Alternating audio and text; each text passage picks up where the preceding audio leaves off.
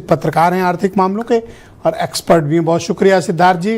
Now दो तरह की स्लैब्स खत्म की गई, 28% एंड 12%। पर बहुत कम दर्शकों को ये बात पता है कि जीएसटी का जो रेवेन्यू आता है उसमें 75% रेवेन्यू सिर्फ एक स्लैब से आता है, दैट इज 18%। यानी जो अगर 100 रुपये जीएसटी के भारत सरकार को मिल रहे हैं तो 75 रुपये उनको मिलते हैं 18% वाले स्लैब से, जिसमें किसी तरह का कोई परिवर्तन नहीं किया गया। अब 28% और 5% का है, तो 5% जो भारत के में जीएसटी का रेवेन्यू है वो महज 3% है, वो खैर ख़त्म किया गया। अब एक नई स्लैब बनी है 40% की, जिसमें लग्जरी आइटम्स। अब पता नहीं ये कोल्ड ड्रिंक कब से लग्जरी हो गया, ये तो अग्रवाल साहब ज़्यादा पीते हैं, इनको कम करना पड़ेगा। पर आप मुझे बताओ कि इसका इम्पैक्ट क्या पड़ा सिद्धार्थ जी। देखिए, आपने बताया 75% टैक्स 18% से आता है। हाँ, ये सही है, ये मेरे पास डेटा है इसका। और जो इन चीज़ों को 40% के उसमें डाला जा रहा है, वो चीज़ें करीब 19% जा रही हैं, तो कुल लिहाजा फ़ायदा तो 6% भारत सरकार को है। इस रिफॉर्म से फायदे में है ना। लेकिन 6% लोगों को जो भी चीज़ों पर जो लाभ हो रहा है, एक बात अच्छी है और ये स्वीकार किया, ये और अच्छी बात है कि भारत की जनता जीएसटी से परेशान है, जीएसटी के चलते महंगाई है। ये बात मैंने नहीं, ये बात सरकार ने खुद स्वीकार किया है कि जीएसटी से परेशान है भारत की जनता, जीएसटी की दरें तर्कसंगत नहीं है, जीएसटी से महंगाई बढ़ी है। ये तमाम सारी वो चीज़ें हैं जिसको खुद सरकार ने माना है। ये आप नहीं कह रहे हैं, ये हम नहीं कह रहे हैं, ये सरकार ने कहा है और उसने ये मान लिया है। आपने कहा 8.5 साल आपसे वसूली हुई है और 8.5 साल की वसूली, उसको आप जोड़ डालिए कितना होगा। 47,000 करोड़ अभी हमारे बड़े भाई साहब ने कहा है कि 47,000 करोड़। कह रहे हैं जो हुआ भूल चूक भूल जाओ आप, और 22 तारीख से बात करो। तो 8.5 साल तो जनता पिसी है ना।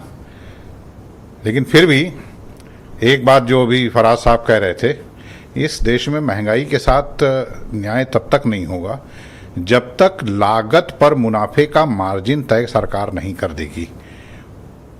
ये बात इससे पहले भी देखी गई है कि करों की दरें कम करने पर वो फ़ायदा ट्रांसफ़र नहीं होता है नीचे तक, और ऐसा अक्सर देखा गया है।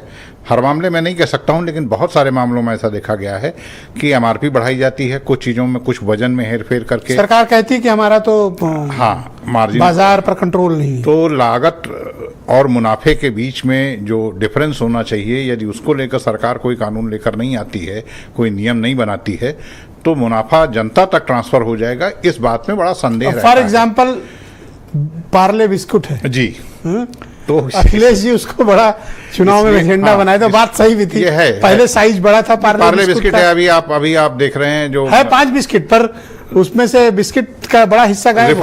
रिफाइंड ऑयल पे देख लीजिए, एक लीटर 1 किलो से उसको 800 ग्राम पे लाया गया, 850-700 तक ले आए। तो इस तरह से ये चीजें ऐसा है कि मुनाफा फायदा जो है वो ट्रांसफर नीचे तक नहीं होता है। ये एक समस्या है। इस समस्या की ओर भी जिस तरह से जीएसटी की तरफ ध्यान दिया जाना चाहिए, दिया गया है, उसी तरह से उसकी तरफ। आप चाहते हैं कि सरकार एक ड्राइव चलाए और वो ड्राइव चलाकर ये इंश्योर करे निश्चित उसने जो कम किया है उसका लाभ बिल्कुल ट्रांसफर हो, संजय चौधरी को, ब्रजेश मिश्रा को, फराज किदवई को, सभी को ट्रांसफर होना चाहिए, और अग्रवाल जी को भी मिले। बिल्कुल होना चाहिए ट्रांसफर। दूसरी बात, मैं ये मानता हूं कि सबसे बड़ा संकट क्या है? संकट है ना कि घरेलू मांग नहीं बढ़ रही है। इनकम टैक्स के रिफॉर्म किए गए, 12 लाख से भी ज़्यादा थोड़ा कमाने वाले लोगों को इनकम टैक्स के दायरे से बाहर कर दिया गया, लेकिन बावजूद इसके घरेलू मांग नहीं बढ़ रही थी। मैं फिर भी आशान्वित हूँ, उम्मीद करता हूँ कि शायद जीएसटी को अगर वाकई में उसका लाभ नीचे तक ट्रांसफर होता है तो घरेलू मांग में बढ़ोतरी। सर एक और चीज़ है जो मुझे बताइए, कल रात से मैं बड़ा चिंतित परेशान हूँ और बड़ा कॉम्प्लिकेटेड है, और संजय चौधरी जी को भी मैं पूछूंगा। सर आपने कहा कि आपने टैक्स जीएसटी का सरलीकरण किया, यही कहा ना सर? ये क्या सरलीकरण है कि 100 सीसी पे इतने % लगेगा, 300 सीसी पे इतना लगेगा, 1200 सीसी पे इतना लगेगा, 4 मीटर वाले पे इतना लगेगा गाड़ी पे, 3 मीटर वाले पे इतना लगेगा, ये हाइब्रिड पे इतना लगेगा, आधा ब्रिड पे इतना लगेगा। सर इतना तमाशा करके क्या फायदा है? ये सरलीकरण कर रहे हो कि और इसको कॉम्प्लिकेट कर रहे हो? एक चीज कह दो कि भाई ये है और ये स्लैब्स हैं, देखिए रैशनलाइजेशन जो भी, ये कौन सा है सर, आप बताओ, मैंने गलत बात कही? नहीं बिल्कुल नहीं कही अब आपने, मैं सीसी देख के खरीदने जाऊंगा सर, ये एकदम- मीटर लेके फीता लेके ना? एकदम नहीं कही। और जो आपने कहा ना कि 75% जो जीएसटी जहां से रियलाइज होता है उन 75% को नहीं छुआ गया। बाकी जो 40% का स्लैब है, भाई अभी तक तो आपका सबसे बड़ा स्लैब 28% हुआ करता था ना, तो आपने 12% का जो स्लैब बढ़ाया, उस 12% के दायरे में जितने आइटम आते हैं, 12% का स्लैब बढ़ाने से आप किसी तरह मैं से कहता हूं नुकसान सर, में नहीं भारत में किसी से पूछ लो, कोई मुझे समझा दे ये सीसी हाइब्रिड कितने मीटर की गाड़ी है, ये क्या है सर? ये तो आप कॉम्प्लिकेट कर रहे हो ना चीजों को। है। निश्चित निश्चित निश्चित। ये कह दो कि ऑडी, मर्सिडीज, BMW इस तरह वाले में जो एक मूल्य निर्धारित कर दो कि साहब 50 लाख रुपए से ऊपर वाली गाड़ियां, ये रेट है, 50 लाख से नीचे वाली निश्चित ये अब आप सीसी नाप रहे हो सर, इंची टेप लेके जाएगा कोई?